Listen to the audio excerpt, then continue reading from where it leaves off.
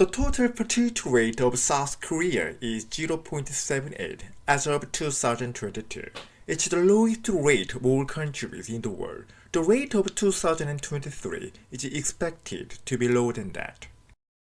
A total fertility rate is a number that shows how many children one woman has in a lifetime. The replacement rate in South Korea is about 2.1.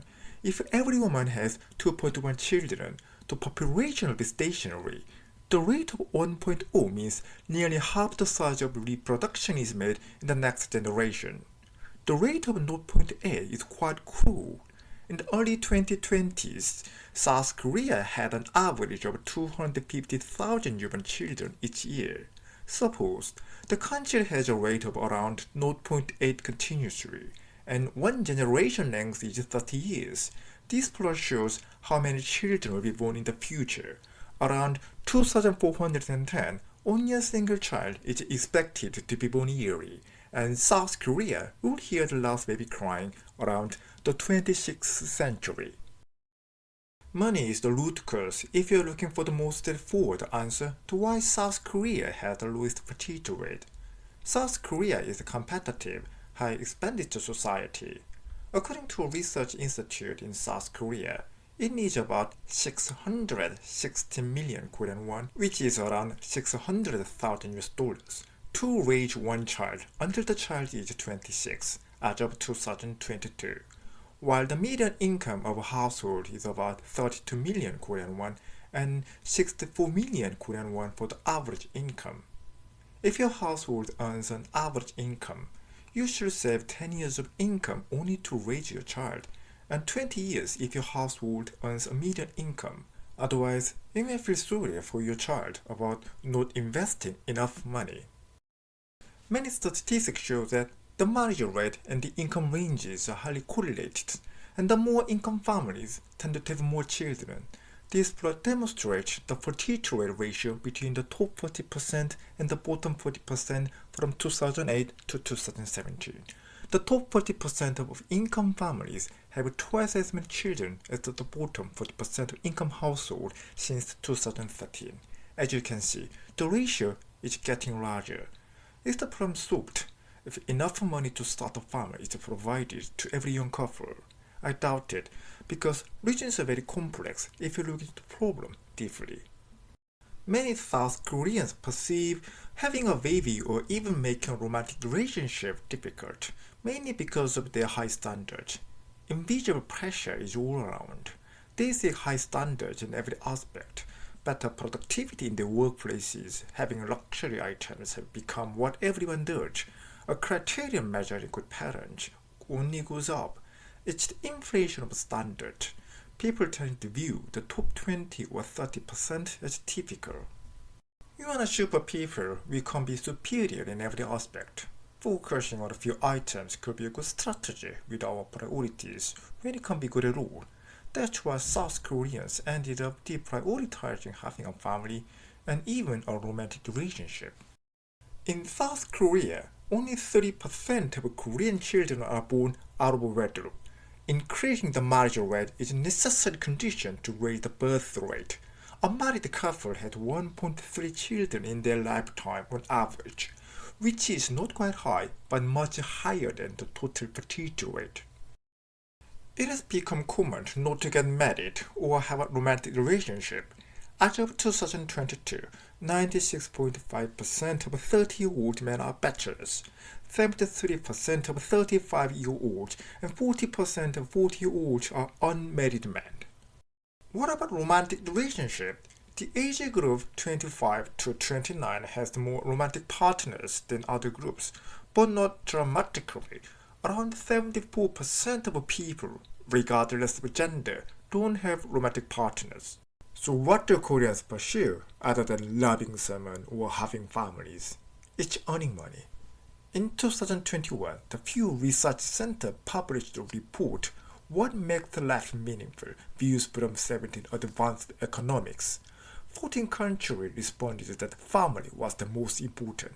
In the report, the family was the third most important to Koreans. The most important thing was material well-being.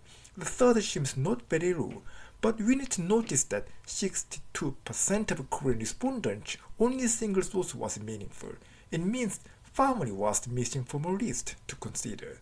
Furthermore, relationships with romantic partners have less meaning to Koreans. Connections to friends and community members too.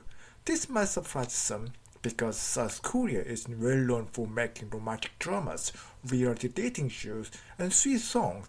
Many say South Koreans get vicarious satisfaction from them rather than making actual relationship. The total fertility rate of South Korea has plummeted continuously, except for a few very minor boundings. It was 1984, the first year the total fertility rate went below 2.0. The government tried to decrease its population with a birth control policy since the 1960s because administrators were biased towards the famous Malthus trap. Back then, Malthus theory was evaluated critically. So governors believed having a smaller population was necessary for a more economically powerful country.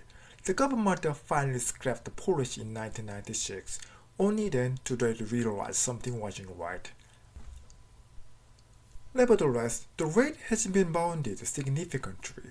Rather, it has worsened.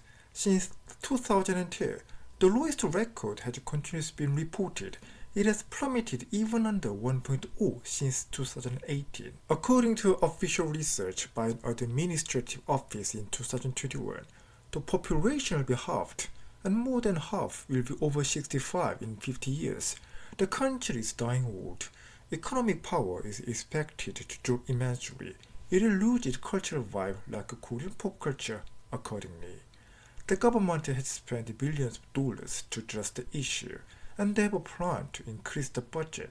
No positive result has been shown yet. A low fertility rate is a common issue in many advanced countries for multiple reasons. Many say well-developed social welfare and pension systems contribute to the low rate. We can't ignore that individualism and various sources of fun other than having families lead to unmarried lifestyles. South Korea shares these issues along with other problems that other advanced countries might not have, like intense centralization into the Seoul metropolitan area, pursuing material well-being lifestyles, and high standards about being parents. This is from a vicious cycle. High standards for their lives, regarding their careers and where they live, yields more intense centralization. This centralization has become the main reason for skyrocketing real estate prices and fierce competition, and why they can live long working hours jobs. To make matters worse, they come up with an idea that having a relationship has less value, or a belief that a solitary life is better unless they have ideal partners, which is another high standard. Undermining the importance of romantic relationships raises the standard of lifestyles. This explains why Seoul's total fertility rate, which is 0.59, is much lower than the nationwide average. Is it an intrinsic problem or just a temporal phenomenon? There was a time when Koreans lived in a bohemian period until the late 90s. Poets were famous, and books of poems were bestsellers. People loved to sing pure and noble love songs. The country highly evaluated the philosophical things and intangible values through the influence of traditional Confucianism. South Korea have become more materialistic since 1997, the currency crisis. The country was bankrupt. Many breadwinners committed suicide because they believed it was the only way not to leave debt to their families. Money has quickly become a religion. Values of intangible things have been lowered unless they have financial merit. The South Koreans overcame the crisis in a short amount of time, and their economic status got even better before the crisis. The crisis in 1997 reshaped how South Koreans think. Once they experienced the collapse of the families directly or indirectly, they started to put more self-oriented values than other values. This is a brief history of ending of love. At least, many have begun to think love without a financial foundation is nothing but a hormone disorder. Along with this phenomenon, the collapse of local communities and nuclear family tendencies have made raising children more difficult. Until the 1990s, there was a concept that children were raised by towns or neighbors. not only by their parents. As a society has become more isolated and individualized, parental responsibility has been increased accordingly.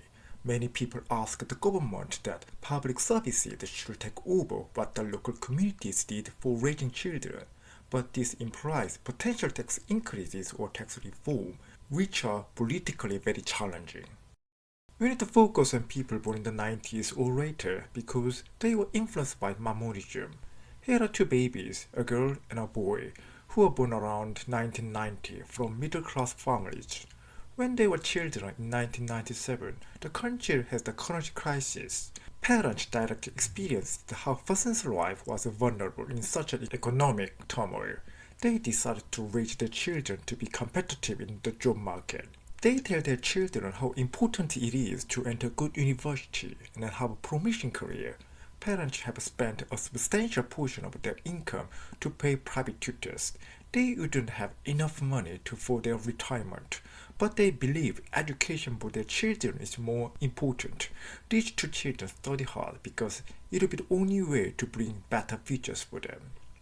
About 90% of high school graduates in South Korea enter universities. When they were 19, they could become university students. However, to enter a desired university, spending additional multiple years to prepare for university entrance exams even after graduating from high schools is very common in the country. So they graduated from universities when they were 25 and 27 respectively.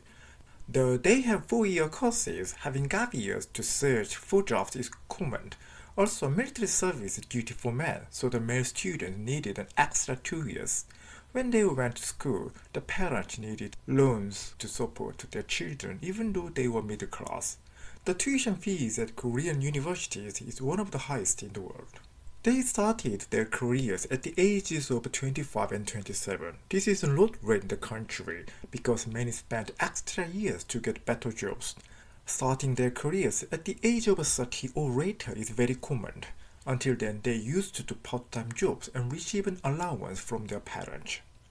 After 3 years of work, they could save 30 million Korean won, approximately 30,000 US dollars each, if they save 1/3 of their income when you consider the average earnings of their age group. Let's pause a moment and talk about money for marriage. Conventionally, people in Europe or America would say saving 1 year's salary is recommended if someone in their 20s or early 30s is considering marriage. Roughly, people spend about 30,000 US dollars for their weddings in Western Europe or North America. What about South Korea? Their budget is 10 times higher than that of Europe or America. As of 2023, each 330 million Korean won nationwide. It includes not only a wedding but also real estate cost. But the average cost of a wedding is twice that of other advanced countries. You need at least the double to live in the Seoul metropolitan area. Not only does this high cost increase the barrier to marriage, but it also creates the side effect. It is a conflict between a bride and bridegroom's family. It is a social convention to prepare a house for a newly started young family from a bridegroom or his family. A bridegroom's family often requests a duty to their son and daughter's-in-law family. It varies from joining a family event to supporting their lives financially. Many think it's a paternalism. This problem rarely happens if no specific help comes from a bridegroom's family.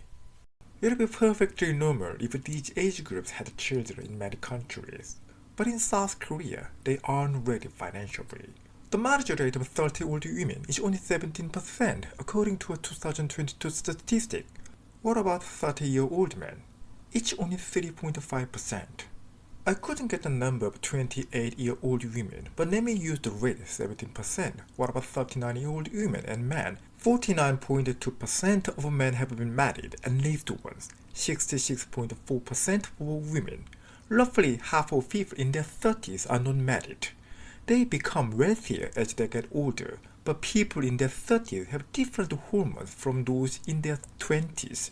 They tend to be more considerate in making their romantic partners. Unless they meet ideal partners, they conclude that enjoying single lives will be wiser. Some even argue that people should abstain from having children. Yes, antinatalism. They think they are unhappy living in this world or South Korea. It will be nothing but sinning if they had children because of the pessimistic view of the future. As they encounter high competition day by day, they don't want the children of the country to experience what they suffered. Ironically, this phenomenon stimulates a specific type of business, like a luxury items market, travel businesses, and culture industries like gaming, golfing, musicals, etc. Because unmarried people want to find joy other than having families. As I mentioned, this reinforces the vicious cycle, because these are the things they need to give up if they want to have families. As the country has fewer children, we expect some of the root causes of the low fertility rate to disappear accordingly. The level of competition and centralization in the megacity will be alleviated. But we can't avoid a situation where the pension and medical insurance systems are fragile. Human labor might be replaced with AI and robots in a good way, but the economy will shrink when there is less demand because of fewer people. Social infrastructures like public transport and telecommunication services are also complex to sustain. To recap, it's a high expenditure society with intense competition where local communities hardly remain. The low fertility rate is nothing but a byproduct of this situation. Unless South Koreans lower their standards for lifestyles and conception about being good parents, along with redefining what ideal partners are, they won't find a way to bring a society where having a family is worthwhile. South Korea needs extensive surgery just to maintain the status quo economically, not to grow.